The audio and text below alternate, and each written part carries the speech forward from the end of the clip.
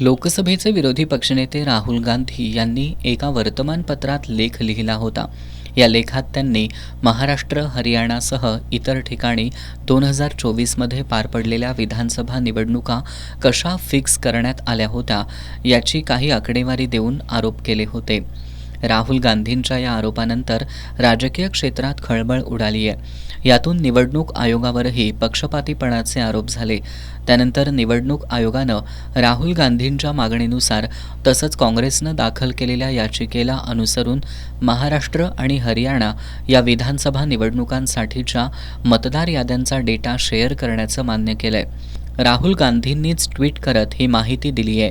यावेळी त्यांनी कुठल्या तारखेपासूनचा डिजिटल आणि मिशन रीडेबल फॉर्मॅटमधला हा डेटा आयोग शेअर करणार याची विचारणाही केली आहे.